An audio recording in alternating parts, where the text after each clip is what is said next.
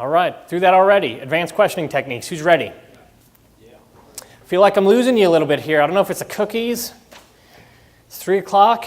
We got 2 hours left. You guys going to make it? Are we still cold? Yeah? I feel like I'm losing you. Come on, give me some feedback. Wow. All right, in the hot seat, here we go. Not me. All right, let's dive back in this. I want to get through this quickly. Bear with me. We're still on motivation and urgency. We're just finding ways to get more effective at it. Okay? So last we just used instant influence. If you're not even finding a problem, right? You're like, I got nothing here. They're not giving me anything. That's when you use it. Now we're going to go into some more advanced questioning techniques. Okay? Why do we need advanced questioning techniques? Hey, we're sales guys. They don't know us. Why in the world are they going to trust us? By default, their trust setting is probably on, I'm not going to trust this guy or gal until he earns it, right? Also, prospects don't always know what their real problem is. We have to dig deeper, okay? We can't also, same on our side, we can't assume to know what our prospects' problems are. I know a lot of salespeople who automatically hear some signs of distress, and they immediately think, I know exactly what this person needs. And then their whole line of questioning, they're leading their prospect all the way through this thing, trying to get them to admit this problem that the salesperson already knows they have. Who's caught themselves doing that? You're like, oh, I know your problem. I've seen this situation 1,000 times. Well, obviously you're feeling this way, right? No. Well, that's weird. And you keep pushing them, and the more you're pushing them there, because you know what their problem is, the more they're pushing back, and all of a sudden it's like a confrontation. You're like, what the heck just happened? Who else has that happened to besides me? It happens to all of us, right? Because you do so many things so many times, our brain puts it together. We go, I've seen this situation 15 times. This is the outcome every single time. I can skip all this questioning crap because I know how it ends, right? So you just skip to it, and then, oh man, I missed the mark. That's what happens. We can't assume to know what our prospects' problems are. The problems the prospects bring us are not always their real problems. What do I mean by that? The problems our prospects bring us are usually the problems that they think we hear all the time. They're usually the problems they can tell us without being embarrassed. They're the problems they can take us without hanging their pride out to dry. Does a hoarder usually call you and you say, what can I help you with? You go, you know what? I'm a slob. I filled up my house with crap over the last 10 years. Can't even walk through it. It's disgusting. And I need out. Do they tell you that? Or is it something like, well, bills are getting a little heavy. Maybe you could check out the house, maybe buy it. Which one is it? Yeah, right? You can't always assume to know, especially if you're buying over the phone. In addition to that, they don't always share their real problems, but they don't always know what their real problem is. Sometimes they might think that it's the repairs or the bills or not wanting to deal with tenants anymore, but that's not the core issue. That's not the real problem. The real problem is something different they haven't even figured out. They may go, you know what, I just got a lot of repairs. And when you go through problem, impact, and picture perfect, the problem isn't that they have a home with lots of repairs. The problem is that they're spending 20 hours a week chasing down contractors or doing this. And what that problem leads to is they're not spending their time or energy doing something else. And what that problem with that is that makes them feel not so good. And the problem with that is they're 65 years old and they're tired of not feeling good. They want to do what they want on their own time. That's their problem. They don't always know what their real problem is. So you got to solve the right problem. You got to ask the right questions to get to that problem. Even the questions our prospects ask are usually not the real questions that they want to ask or that they're meaning to ask. Here's a quick story about an account I worked with on the East Coast, a PR firm. Okay? Here's what happened to the PR firm, and here's the reason why they contacted me. Small PR firm, I think out of the Pittsburgh area, dealing with a nonprofit, trying to earn this nonprofit's business. The nonprofit was with kind of a big dog in the area, in the world of PR. They had lots of Fortune 500 clients. They were kind of the small fish in their portfolio, but this company really knew what they were doing. And the nonprofit felt like they weren't being taken care of. They just felt like, I'm too small, they don't care about me. I'm a tiny account, they don't care about me. So what they did is what they call an RFP, a request for proposal. Different PR firms said, I want your business. Here's how we'd handle it. They answered their questions. They whittled it down to 3. And my customer and 2 others were in front of their panel, in front of their board. Okay? And the reason why was they wanted to see these companies face to face and ask them some questions so they could make the decision which PR firm are we going with. When they got to the company I started working with, one of their questions was, how big of a company are you? What do you think they said? Why do you ask? They did not. That would have been a great thing to say. Instead, they were very small, knew they were competing against a giant. So they wanted to make themselves look bigger. So their answer was, well, you know, we might not be as big as some, but we're definitely big enough to have some Fortune 500s under our belt. Even though the vast majority of their clientele were small mom and pops, they were really known for their hand-holding and customer service, they answered the wrong question. Because of that, they were disqualified because they've had the big guy. They don't like it. They're actually a perfect fit for the nonprofit, but the real question wasn't, how big of a company are you? The real question was, are you going to give us the time and take care of us? They answered the wrong question. Does that make sense? We answer the wrong question all the time. Prospects will say stuff like, how quick can you close? Close super quick. I get this closed in 5 days. They have no place to go. You just answered the wrong question, and you just lost the deal. When you start to think this way, you learn that you answer the wrong question all the time. So we have to start uncovering why people ask the questions they do and why they say the things they do. Only then are we equipped to answer the right question. On board so far? Yep. Socratic questions. Very simple. Socrates came up with them. We use them. Anyone know what Socratic questions are? Probably everybody. You answer a question with the question. Why a prospect asks a question, why a prospect shares any information with you. Anyone have a prospect just share something out of the blue with you? And you're thinking to yourself, why the heck did they just tell me that? There's a reason.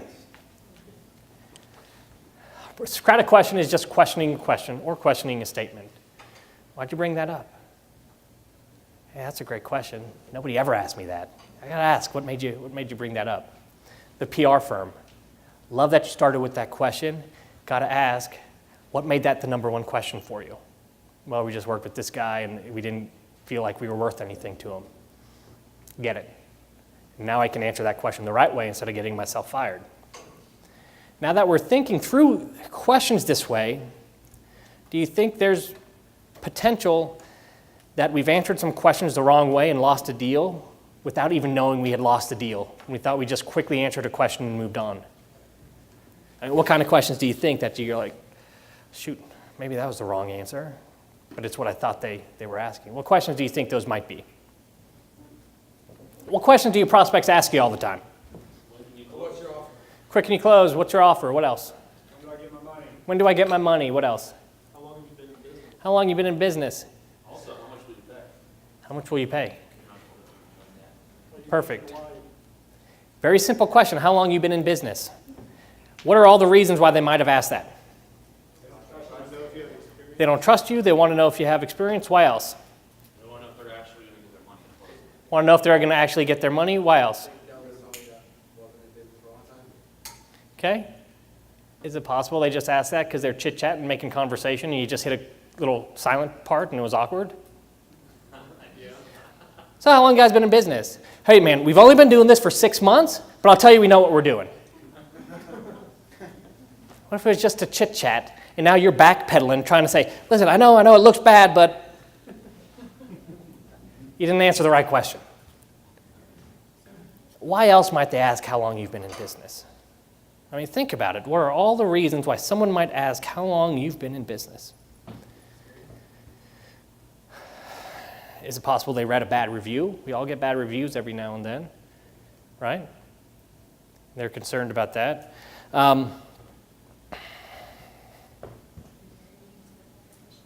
Comparing you to the competition. How about this question? What are you going to do with the house? Who gets that? Let's talk about that. Why might they ask that question? They're emotionally invested. They're emotionally vested in the house. Or the people staying in the house. What's that? Or there's people staying in the house. Or they don't want you to make a lot of money on it. That could be it. But let's take that one question. What are you going to do with the house? On one hand, is it possible that they have an emotional tie-in, they don't really want it changed all too much? Sure. On the other hand, could they have had one of those bad experiences, and if it was up to them, it'd be bulldozed? How can you answer that question correctly?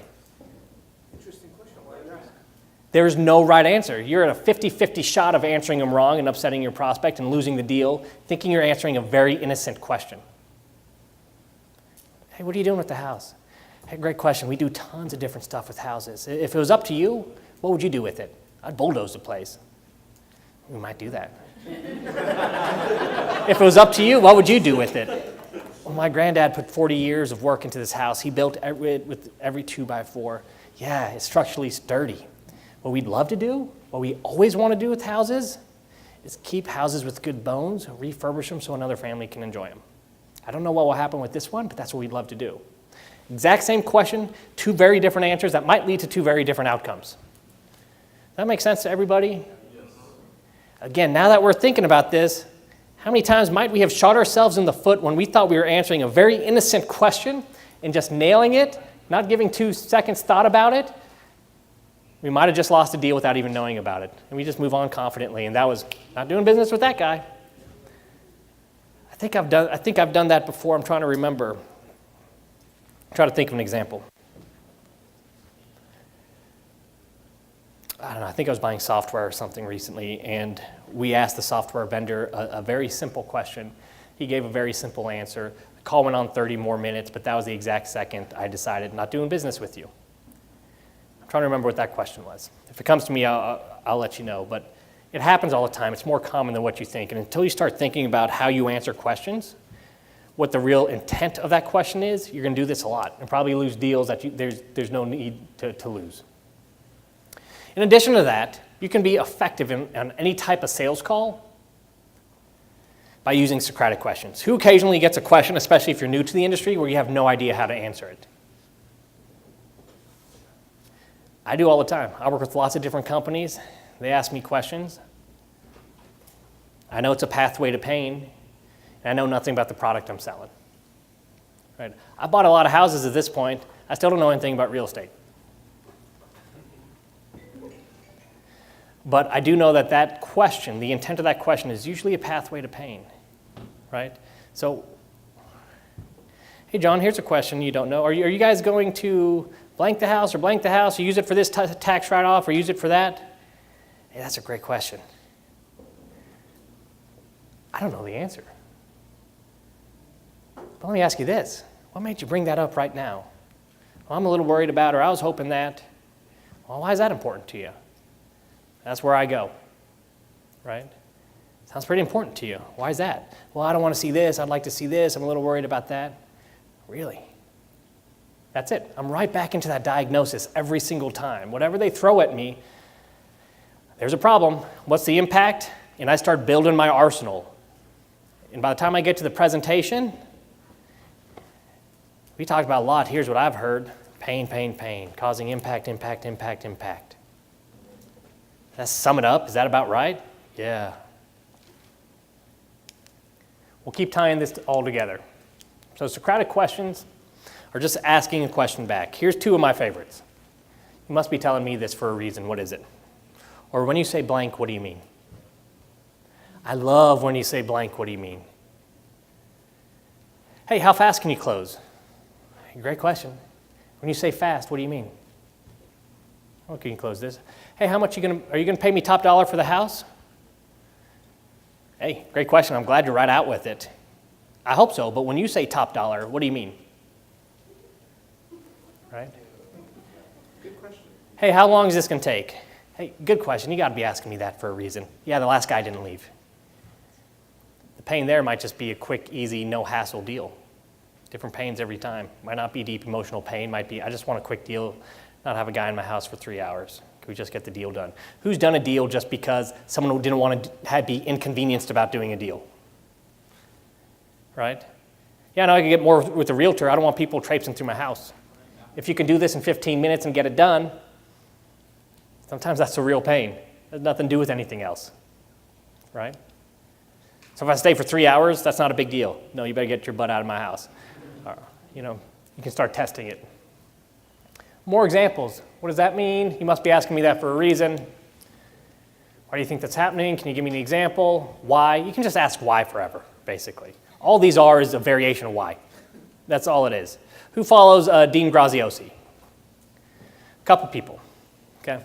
I was in a group he spoke to winter time, and he was talking about his career, and he was talking about what his motivation is. And he said, you know, he never really knew he thought he knew what his motivation was for doing what he did and working so hard.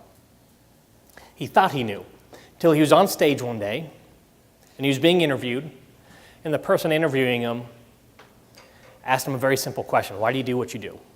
And whatever Dean's answer was, and this is in his book, Millionaire Success, whatever the new book is, Millionaire Mindset, every time he answered a question, he'd ask, why?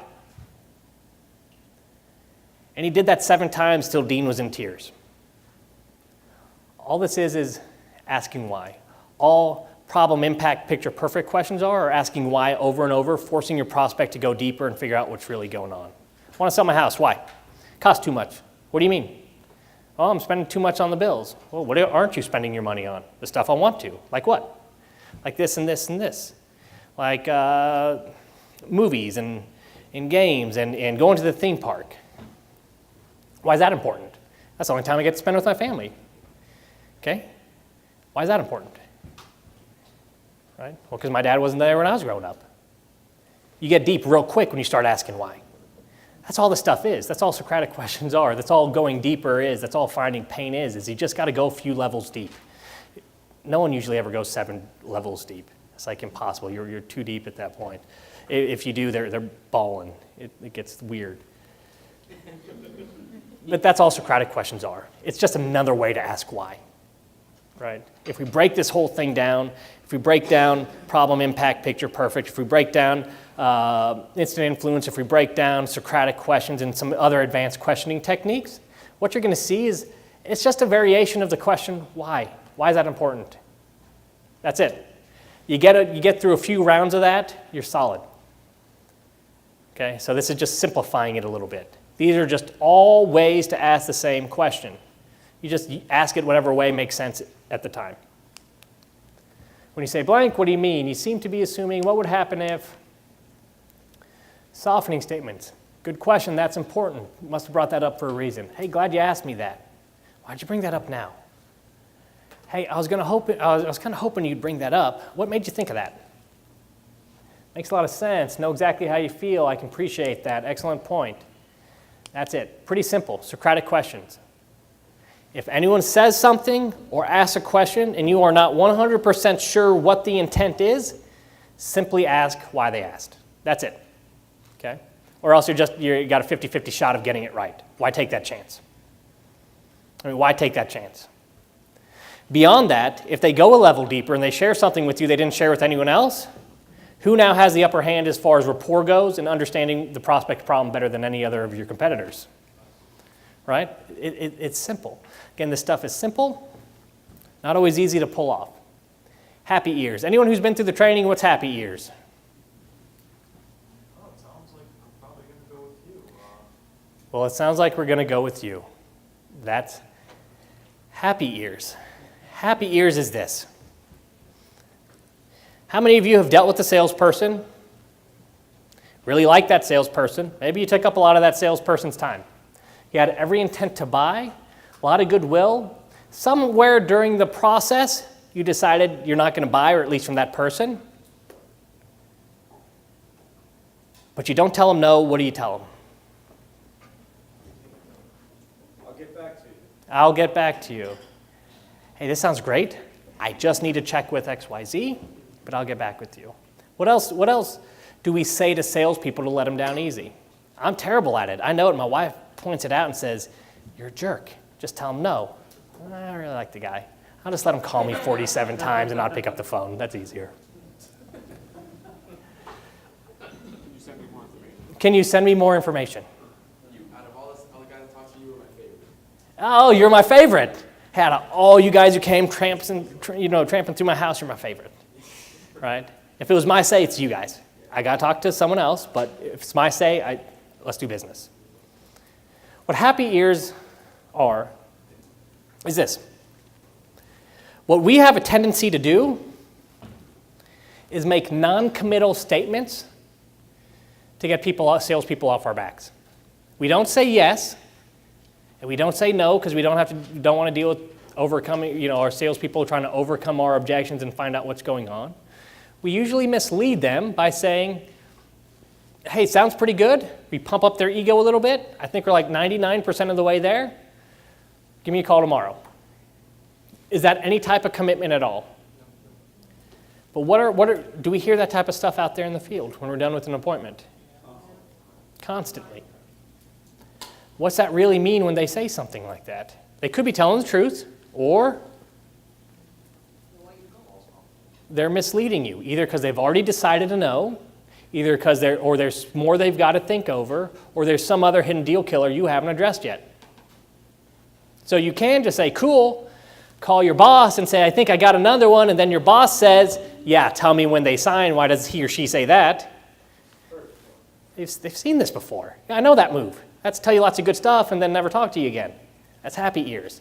A lot of salespeople have happy ears. If you're going back to your office or home or wherever it is day after day and you feel really good about a deal that turns into nothing, you got happy ears.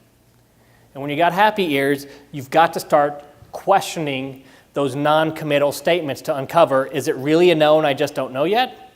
Is there a next step? Is there a hidden deal killer? What is going on here?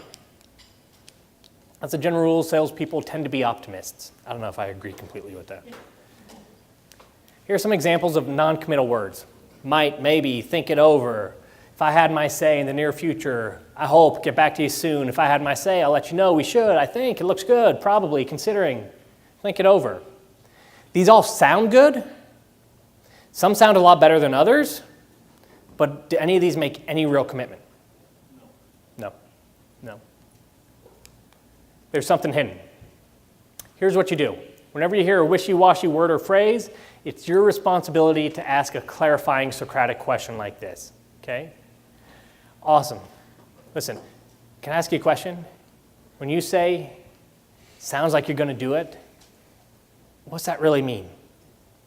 Or hey, when you say everything looks good, just need to think it over for a night, it sounds to me like you're not 100% certain. Hey, that's awesome, and I appreciate you sharing that with me, but it sounds like you're not so sure. Hey, I get the impression that what you're really trying to say is, in a very nice way, thank you, but no thank you. Is that a fair statement? This uncovers what's behind it. Is it real? Or are they misleading you? Is it a no, and they just don't have the guts to tell you? Does this make sense? So what do you do if someone says, sounds good, really love what you showed me here today, I think your numbers are probably right on, let me think about it. What are you going to say? When you say let me think about it, what does that mean? Perfect. Love to let you think about it. Just so I know what you're doing, when you say I got to think about it, what's that really mean? If you get one of those, hey, listen, it sounds to me like you're just a really nice person, and you don't want to let me down, so it's probably a no, and you just didn't want to share that with me because you're afraid you'd hurt my feelings or upset me. Is that an accurate statement? You might get a yes, might get a no, but at least you know where the freak you are, right? Or you'll get, well, it's just this. I haven't really wrapped my head around. You know where you are. You just uncovered information. So you got two options. Just walk out the door, cross your fingers, have happy ears, and go, I hope there wasn't anything that I didn't uncover and they were just being 100% honest with me like the last 46 prospects. Or you can just ask a simple Socratic question and say, hey, you know what, it sounds like I appreciate that, and I hope we do get to do business. I'd love to buy the house, but it sounds to me like you're not 100% certain. Or it sounds like what you're really saying is, thanks for coming out, I appreciate your time, but we're probably not going to move forward. Is that fair to say? Then sit back and listen. Is it really a no? Do they really have something to do, a next step of some kind? Is there a hidden concern or objection, a hidden deal killer you haven't approached? You guys, are you starting to see how all this is just figuring out what's really on your prospect's mind so you know what to do next? That's all it is. Reading your prospect's mind so you know what to do next. Usually, in traditional sales, all we do is, hey, I'm going to say this, you're going to feed me this, and then I hope I get a call or you sign a contract at the end of this interaction. This is actually going step by step and figuring it all out. Then also twisting the knob on motivation to get them to want to take some action, right? Don't forget to drill down. Problem, impact, picture perfect if they bring anything up. We'll do all these exercises tomorrow. Let's run through the content. The pain that this clicker is bringing me is unbearable. I'd pay $50 for a clicker right now. It is interesting. All right, this is my favorite. What time we got, 3:30? All right, guys, shake it out. We're going to get into this. This is important. Are you guys ready? I'm not buying it at all. Like, not even a little bit. All right.